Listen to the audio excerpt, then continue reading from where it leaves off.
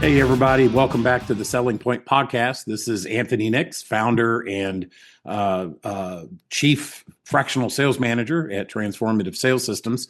And today we're doing something a little different. We are going to do a conversation with a gentleman named Jordan Edwards, and he is going to be our guest host for the day. So, Jordan, why don't you take it away?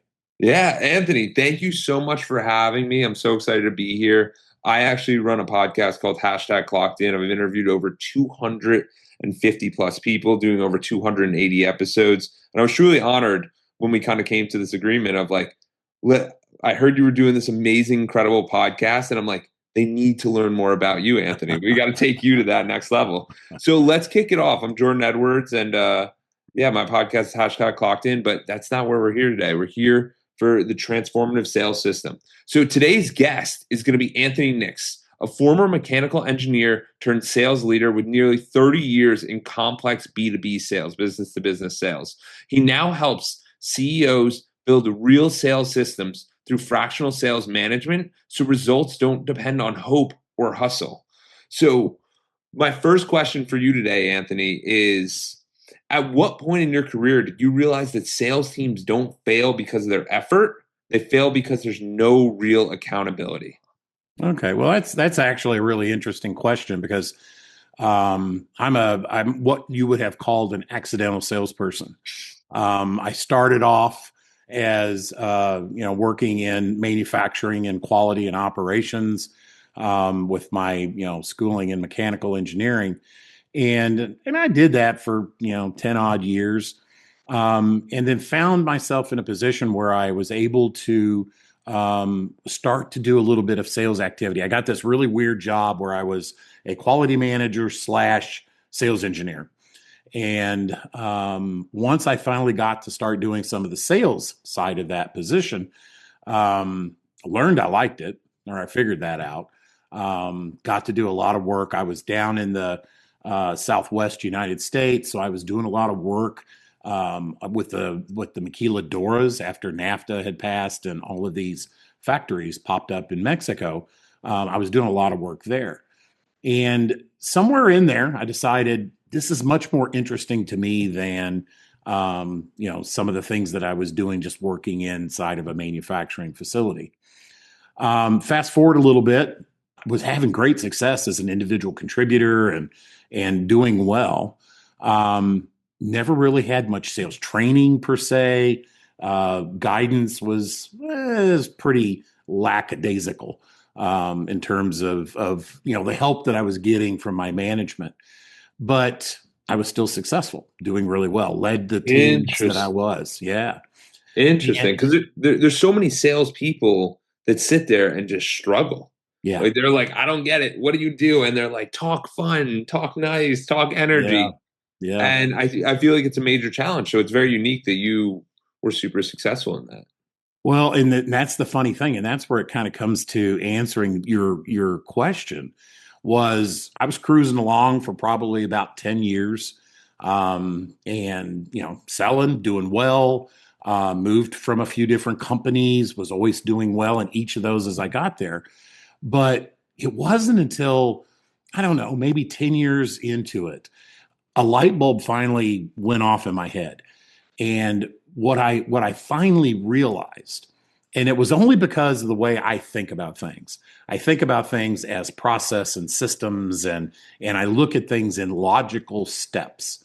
And that's how I went into the sales world. I thought about it in broken little steps that you would move through to advance an opportunity. And this would have been now about 20 odd years ago.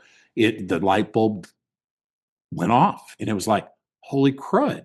It's process. It's me thinking about each step that needs to happen and making sure that those steps happen versus just, being like a fly caught in a whirlwind, just all over the place and not thinking through a set of steps to get me to my ultimate goal. And that was what was really key. And once that finally was cemented in my mind, then I went on this learning journey and I don't know how many hundreds of books, and I dove in to sales to understand everything I could about it, right?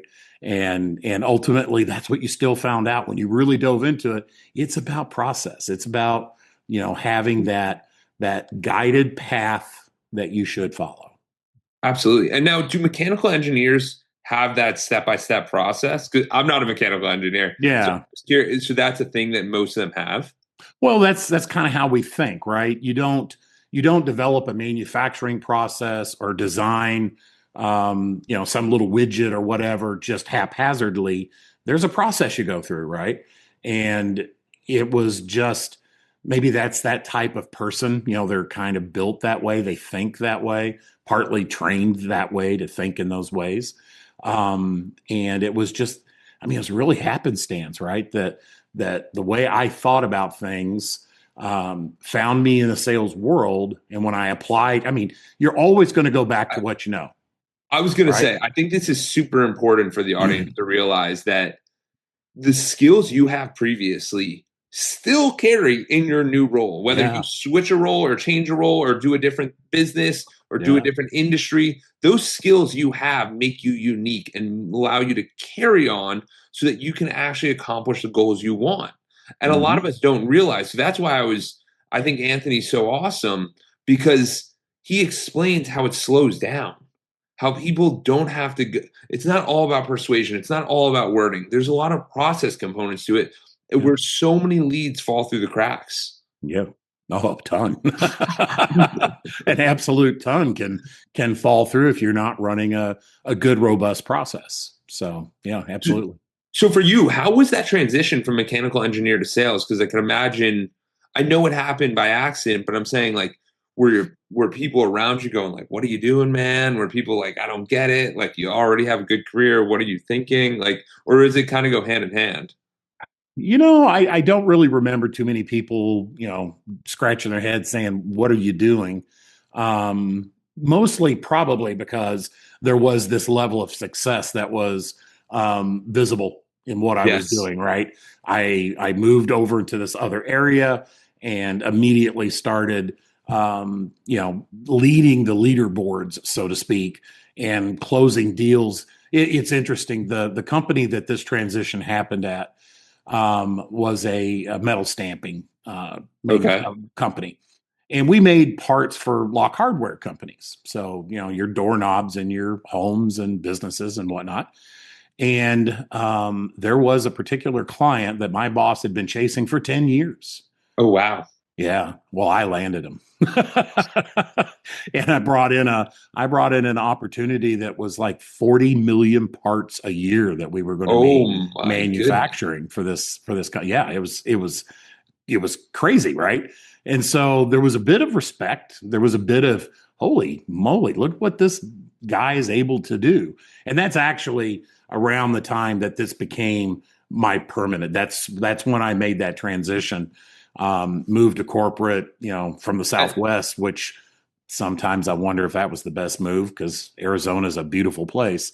Yeah. And moved up to the state of Michigan, where we got 120 inches of snow a year. So, yeah. And, and and what were some of the tactics you used to land this client that he couldn't do for 10 years? Like, what were some of the things? Because I know there's salespeople listening to this going, amazing that Anthony landed it. I need my big sale. I need my windfall. I need my big thing. Like, what are some of the things you did, tips, tricks, maybe that people can apply to that they can utilize for their situations? Yeah, so great question, and as I think back to that, originally I kind of came in through procurement into that organization Oh, nice. in And terms of what is procurement? Just for those who don't know. purchasing the purchasing people that were in charge of going out and finding suppliers to be able to make this particular component.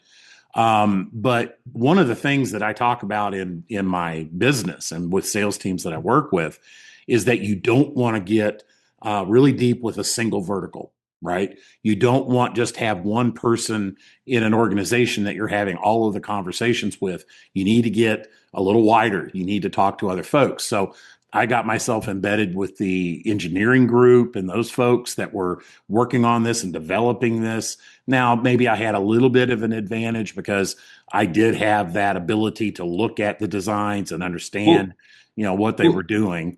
well, But the big takeaways I'm taking from this are, one, you got to know who the right person is. yes, I bet you if we asked most people, they would have been go to the CEO. And it's like, no, the random person in procurement is the correct individual for that situation. And then the other big takeaway I'm getting is utilize the skills you have. If right, Anthony's got a mechanical engineering degree, go talk to the engineers. If you right, got an accounting degree, go talk to the finance people. If you yeah, whatever you can work, whatever angle works, it's everything is your advantage. yeah, And the biggest tip for a lot of people is you don't even have to talk. You just ask questions and these people are interested in you. Like, yes. Questions are your friend. Questions help lead you down a path that will help you create a solution to a problem that they have. And that's ultimately what sales is, right? It's helping a client or a customer prospect to discover what their honest issue is. Now, sometimes clients, prospects don't truly understand what the problem is, right? Or what's going on. And that's what the questions are for, because you're able to help them tease that out, dig that out, and understand exactly what the real problem is. And then if you have an ability or a solution that will resolve that issue for them, you potentially have a sale, right? now, I just want the audience to realize how much better does that sound than, oh, the car salesman, the grimy salesman. Like it just sounds better because it's really is your mindset on what you think of sales. Some Right. people think sales is terrible. Some think Yes. they're bad people. Some people think sales is like why America's America. You know what I mean? It's a nation of sellers and people who buyers. Like it's just what it Right. is. Yeah. And it's just realizing the things we utilize, how we think about sales, how we think about going about these things are very strategic before you even say your first word. These Yeah. are very intentional actions. Yeah. Oh, absolutely. Absolutely. I mean, you want to be perceived as a partner and a problem solver. You don't want to be would you say, a slimy sales guy or a car salesman. That's not how you want to come across, as pushy, talking. You want to be helpful. You want to be a solution provider. And then the rest just kind of, you still have steps you need to follow and things you need to do. I don't want to make it sound like it's, that simple, but you've put yourself on the right path. And the one caveat I would have on this is for B2B sales. This is Yes. for like big deals. I don't Yes. want you curating and spending your time with the wrong people trying to be like, "Oh, this is what I was told." No, no, no. This is for big deals. You want to Yeah. focus and be very intentional about this Yes. because it makes a huge But difference. yeah, but in a B2C, a business to a customer kind of environment, a similar thought process, though, absolutely works.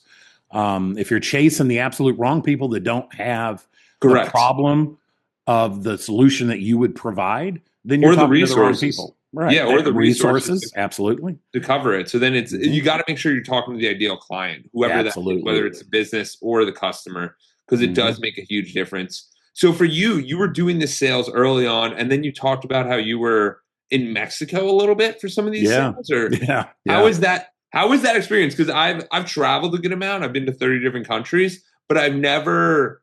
I do remote stuff. Like we're not in the same place right now, but I've Right. never done sales inside of the country. Like how what was that like for you? Well, it was a rather interesting experience. I'll have to admit. There was actually, so I was going and visiting these facilities that were on the border at the beginning. Well, as And the what year are we in right now? Like what we're year is in this going about on? 1990, 99, 97 Okay. to 99, I think, would be the rough years that this was going on. And I started getting deeper into Mexico. So I was going down to Mexico City, Toluca. I was running up and down. I had a client down Ensenada, down on the Baja, California, the Baja of California, and down in that area. And boy, some interesting, things happened when you were in country. One night, me and another sales guy were actually finishing up dinner and had a nice evening. And I don't want to say this, it's a little cheek and tongue, right? But we come out of dinner. We're not far from our hotel, and we pull out, and my friend that was with me, he failed to turn the headlights on. So we pull out onto the road, and these federales come in behind us, pull us over, pull us out of the van, and we actually had another there was three of us actually, and left her in the van, got he and I out, and they started giving us a little bit of a hard time and threatening to put us in jail for headlights of all things, right? We ended up having to grease their palms a little bit, slide them a little something. Then they let us get back in the van, and they escorted us over to the hotel and saw us go inside. So, there was just things like that where I'll tell you another interesting one. I won't tell you the automotive big three who was involved here, but I was in a facility. I was actually in Juarez, and I was, right on the border. And this was a Saturday. I flew from Michigan to Mexico. There was a big issue going on.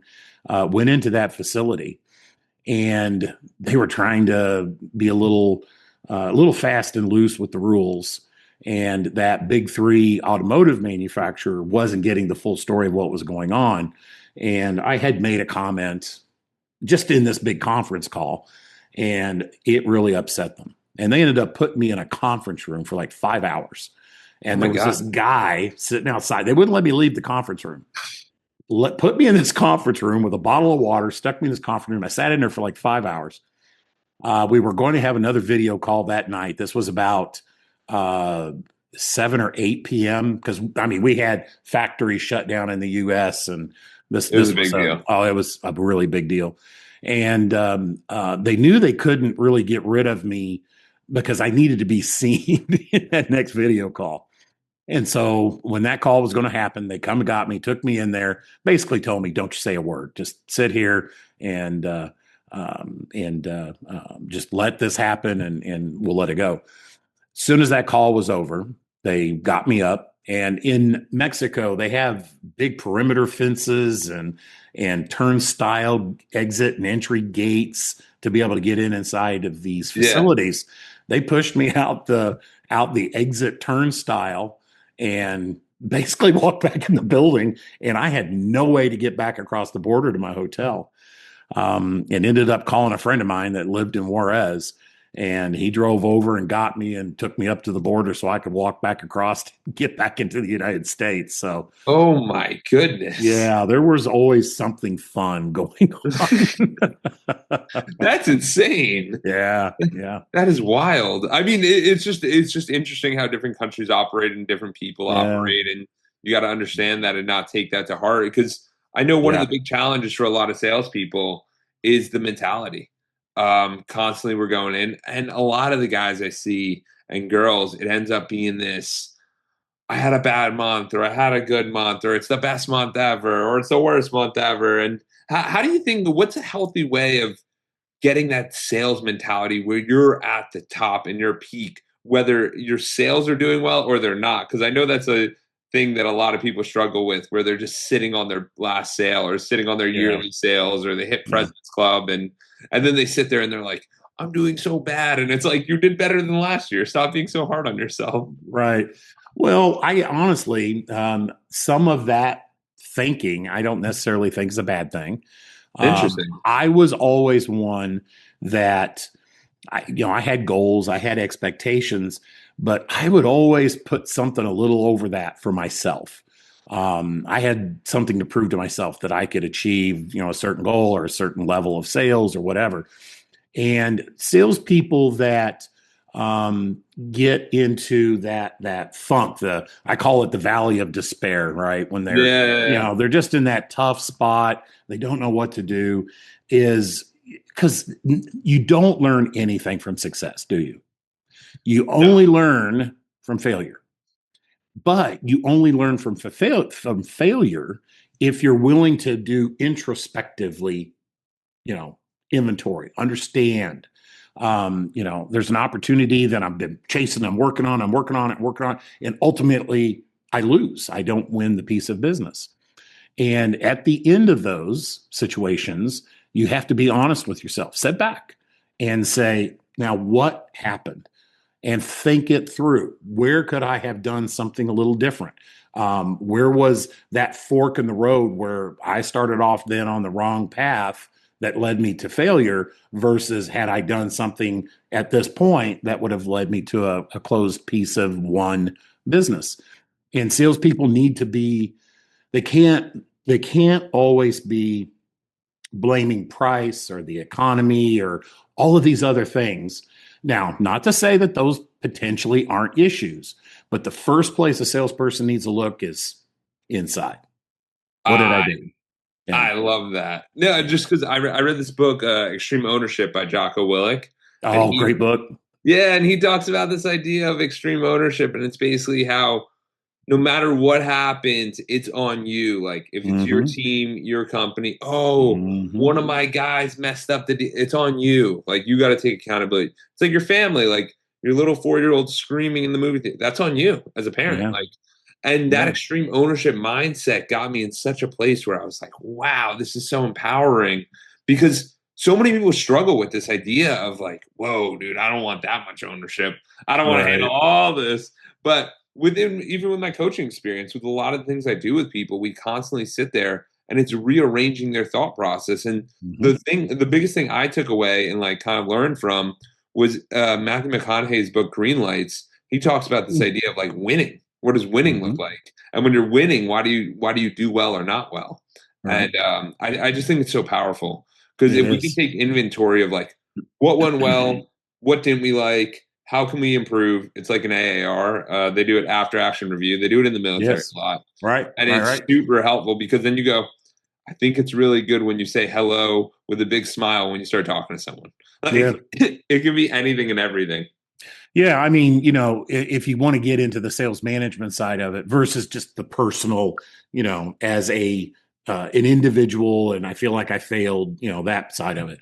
But from a sales management standpoint, when things like that occur, well, one, it probably is sales management's an ultimate issue to begin with because they've missed something, they didn't coach on something, they didn't mentor on something, they weren't paying close enough attention to what was going on to be able to help guide that, right? So that's probably the first place that needs to be looked at.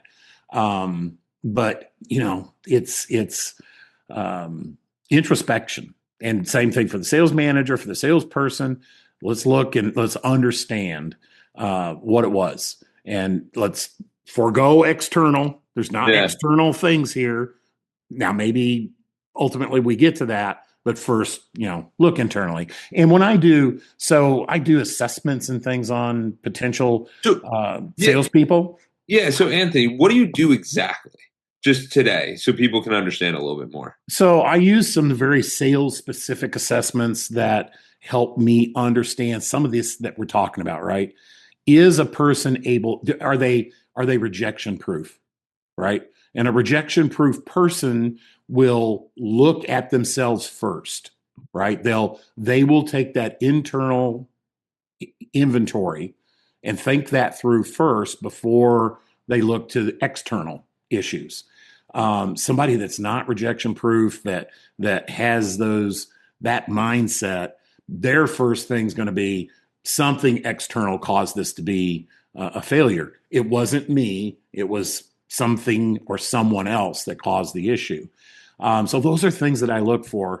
And I also do some personality behavioral types of assessments and put all that together. So if I'm analyzing an existing team, I take their current history, how have they performed, and then those assessments, pull that together, and that gives me a really good data-driven look at that individual, so I can understand. If I'm recruiting, all of that, a resume, interview or going back and talking to past employees. I mean, one of the very best indicators of future performance is past performance, right? How did things go before? Because it's a pretty good indicator that this is what's going to be in the future. Absolutely. And Yeah. let's say we were going to make the best salesperson ever. Like someone's Okay. sitting here and they want to learn about sales. What do you think are those ingredients? You already said rejection proof, but what do you Mhm. think are maybe two or three or four other ingredients that this salesperson going into their sales career or a seasoned salesperson they might want to have in their mindset or arsenal or kind of think about? Okay. So I'm going to tell you that salespeople are not created equal, and sales positions are not created equal. Am I a hunter? Am I an account manager? Am I a customer service rep? Am I, when you take quote unquote sales and you break it down into all of the various positions that you could fill, there's different people that will do well in those positions. So that's why when I do these assessments, I'm looking at personality and behavioral characteristics. A person that is a great customer service rep is probably going to be a horrible hunter and stick them out, having to go find new business. So it's really important to understand how you are made up and then focus on a sales role that fits the way that your brain's wired, the way your heart works, so that you're in the absolute best position for the way you're built, I, for lack of a better way. And this is why Anthony's the best. Like, this is why you bring in transformative sales systems because it's not all the same. Like, No. how many people have you seen? How I have know so many of my friends who are customer service reps. Oh, I got a promotion. I'm an account executive. Oh my God, I got a promotion. Now I'm a hunter. And they're like, I don't even know what to do with myself. Yeah. And it's like, or an even better one, like this is my all-time favorite. Oh, you're so good at sales. We'll make you the sales manager. And like, and it's just this constant, like, yeah, I mean, Oh logically it my. makes sense, but it is not healthy for someone to be so operational when they should be hunting. Yeah. Yeah. I mean, there's two things in that last scenario you just because I see that one all the time, particularly in small and mid-sized businesses. The top producer gets made into the sales manager. And but most of the time they also still carry a quota that they've got to meet, right? Yeah. So you've got the person and say let's say they probably got the promotion because they were the best hunter they had. So there's a profile of that particular person. And now you've stuck them in a managerial position where they've got to mentor and coach and train. There's process and system and things that need to be attended to, watched over, and took care of. That's not their strong suit. That is not what they are the best at. What they were obviously good at was identifying opportunities, finding problems that could be solved, and helping a client understand how do I get from my current situation to the new situation with the least amount of pain and close a piece of business, right? That's what they were really good at. And these poor sales managers promoted into these positions, and I feel bad for them because what they're going to do, so especially the ones that still have a quota to carry. All right, so I've got to manage the sales team or I've got my sales quota to meet. What do you think they're going to focus on? What they're good at. Right. Getting the quota met. Yeah. And the other is going to get left behind. And that is a huge problem in small and mid-sized businesses. And then And you have that's really where, oh, go ahead.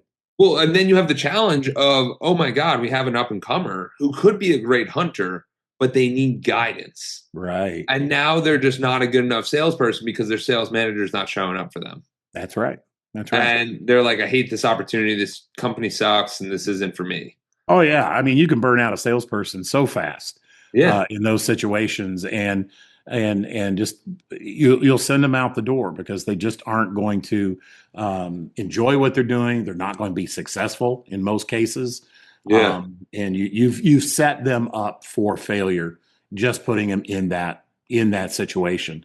And that's really what transformative sales systems does in a nutshell, is that sales manager, that company that doesn't really have um, the financial wherewithal to hire a $150,000 a year person to guide the sales team. That's where our fractional model fits, where that hunter that was really, really good, he can keep hunting and making good money because, he's got a great comp plan, and he's out winning, or she. And then the rest of the team is being mentored and coached and guided and held accountable to what they should be doing, right? Absolutely. And how do you even find this niche inside that people are struggling with? Like, where did you find this? Well, it wasn't when I started this company. I had exited private equity. I had been with 3 or 4 companies that were private equity backed, and I decided I need to do something different. And I exited out of that and started this company about 3 years ago. And when I originally started the company, it was going to be a consultancy, and it was going to be, we're going to look for these big enterprise, accounts, and come in and do training and coaching and, these things, and then leave, right? Go on. Well, as I started to spin up the company, got out, started talking to owners, CEOs. A ton of them are small and mid-sized businesses, not, the CEO of a $1 billion publicly traded company shows up to some of the places that I was. But talking to these No, small, this is a very, I don't mean to time out there, but no, it's a no, very important thing you brought up, that like, if you want to get clients, it is good to be around where they hang out. And it is good to yeah, associate with that, because that's right, I mean, I just joined a mastermind yesterday with some high level people because I'm trying to get more coaching clients. Like, that's right. it is what it is. You got to be around the people and where you can coach them. That's right. I mean, you absolutely have to fish where the fish are, right? But at that point, I didn't realize they were the fish I was looking for. But as I talked to these owners and CEOs, it became painfully obvious to me they needed help, and they didn't really know where to go get it. And what I discovered was a problem. Right. This is kind of a sales process, right? In talking to them, asking questions, learning about them, I discovered a problem, and then created the solution. So about 6 months into transformative sales systems journey, we took a hard turn and we moved more towards fractional sales management services for small and mid-sized businesses.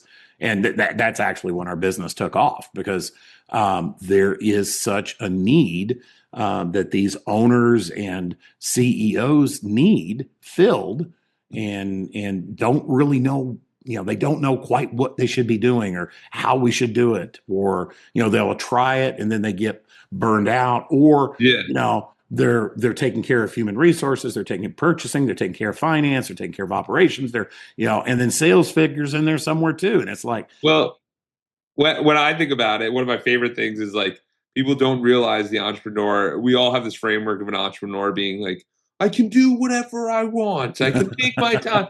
What they don't realize is, as the entrepreneur, you wear 27 different hats, just like Anthony was talking about, where it's, I'm on the yeah, podcast hat, take that off. I got my coaching hat, take that off. I got my accounting hat, take that off. I got my sales hat, take that off. You're yeah, constantly dealing with, and that's just today. I was that's just right, going through my day with the ones I have. yeah. So I can't even imagine everybody else. And it's so important for us to realize this stuff, because if we don't realize the process, then we don't realize how to improve it. So Anthony, something I think would be really helpful for the audience is like, what is the sales process that kind of work that you see working for some different businesses? Maybe we can give like 1 or 2 examples of like what that process is, just to kind of elaborate it a little bit more so people can understand, oh, it's this, instead of just maybe give some examples if we can. Yeah. So when I start working with a particular client, a sales process has never been the same between any of my clients, right? Really? That's No. interesting. Well, there's a basic framework, but then depending on what they're doing, what their niche is, what might be their differentiating value in the marketplace, things like that. The sales process can be slightly different. But in a basic sense, a company needs to be able to identify their ideal client profile. Who are the people that we need to be speaking with? Who are the people that we can help? You're going to find that by going back and looking at places you've been successful, good customers you've had in the past, and be able to define that, create that ideal client profile. Once you've discovered that and understand that, then you need to be looking for those specific people. You need to figure out what watering hole are they hanging around. And those are the places you need to go. Now, that might be through marketing. It could be, social media, something like that. It could be networking. It could be trade organizations. Whatever it is, you got to figure out what that is. And then you need to hang out there. Then now we're looking for those people. We've had those conversations. So now we just start asking questions and we identify folks that have particular problems and that we do have a solution. If we don't have a solution, there's no reason to continue, right? So that's another thing that people will get really excited about a person that they've met and they perceive an opportunity, but they don't really honestly know what it is, what that opportunity could be. And they continue to pursue and they continue to pursue and they continue to talk and they spend a ton of time.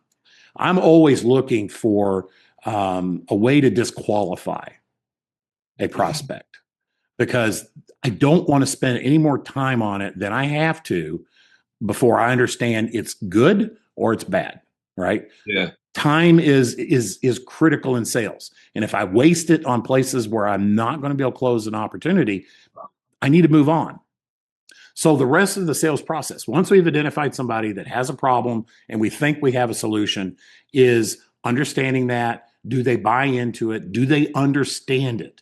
Is it something that if they don't buy it from us, they will somehow be materially hurt, right? Yeah. If they don't engage with us. And you need to show them that. If you don't engage with us, here's the effect that you're going to have, right? We need to be able to check on budgets. Do they have money to do it? Is there a purchasing committee? Who's the person that's going to write this check? Yeah. Who's the person that can say no? It's, I might have 5 people involved, 4 of them say yes, but there's one person that might be able to say no and kill the whole thing. Who is that person? Because we need to be talking to that person. We need to be influencing that person. So, buying committees. And then at the end of that process, you've had these check marks. Hopefully it's built into your CRM so you can see that this is progressing. You should have a prospect that agrees with you, sees the value in your solution, agrees. You haven't even written a quote or proposal yet. This has all just been conversations. Yes. And at that final point, you both agree and they're going to go. So you go write your quotation or write your proposal because all that piece of paper is just for the legal department that somebody signed and said, we're going to do business with you. And that's all that piece of paper is for. It isn't the start of the sales conversation. It's the end of the sales conversation. I love that. And everyone's got a different process. So I just think it's important for us to realize the more processes we hear about, the more we kind of learn about and the more we see about, because it doesn't just happen so quickly. And you develop this over time. Like you have iterations, you have different changes. It's not going to be so quick. Every quarter with clients I work with, every quarter I reassess the sales process that we're using. Yeah. Because there may be some new piece of data that comes in that tells me here is a point that is causing problems. Here's a bottleneck that we've seen a number of instances that say this is a problem. All right, well then let's retool the sales process and let's figure out how to get rid of that so that we can increase the velocity of opportunities moving through that pipeline. And the cool thing is that's going on a lot with this fractional work is that Anthony's team has so much information. Like they're not just working on your team, they're working on many different teams. So they have so many information, insights they can pull from different industries. So it just gives you such a valuable comparison to others. Like I see it with fractional CFO work. I see it with fractional, there's a bunch of different fractionals. What do you think about the fractional versus bringing someone, like, how do you think about that? Well, I think it's an absolutely fabulous tool for small and mid-sized businesses. Fractional CFOs, I've seen them around for quite some time. In fact, Of worked with course. many of them, right? Fractional CEOs, fractional operations Uh, individuals. I People don't mean, realize that a lawyer is a fractional. Like, oh, right. So it is a tool that has really taken so that fractional CFO, CEO, those have been around in a while, and it's not a strange thing to hear, right? People will they just see that and they accept it. Now, fractional sales management, not to be confused with fractional salespeople, which is a whole nother topic. But fractional sales management, it's still kind of in its infancy. And when I talk to owners and CEOs, sometimes they kind of don't quite get it. That after we have a conversation, or maybe they read my book, The Missing Piece, that explains a fractional sales management engagement, then the light bulb kicks on, and right, and they understand. Okay, here's a tool that I can use that will get me to where I need to be or resolve the problem that I have. I love that. I love Yeah. that. So we're coming to the end, Anthony. Where can people learn more about you, and where can they learn more about transformative sales systems? Okay. Good place to go would be transformativesalessystems.com.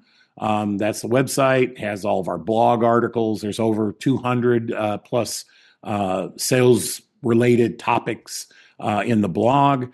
You can look for us on just about any social platform. There's obviously LinkedIn. So if you want to go look me up, I am happy to connect with folks on LinkedIn. But we're also on Facebook, Instagram, Pinterest. Believe it or not, is a great marketing place Really? to hang. Yeah, it's searchable by Google. Wow, So that's interesting. so yeah. So if you're posting things on LinkedIn, Google doesn't see that. You get no lift from Yeah. that other than inside the platform. Not saying Okay. LinkedIn's a bad place to be, because I've built a business on folks Yeah. inside of LinkedIn, but Pinterest is searchable by Google. So you can get lift in SEO for your website and things like that from that. So there's a little marketing tidbit for you, to open a Pinterest account and actively post there. But you can also go to Amazon. You could find this book called The Missing Piece, How Fractional Sales Management Helps Small and Medium Sized Businesses Grow. Maybe another place where you could find a little more information. Awesome. Appreciate it.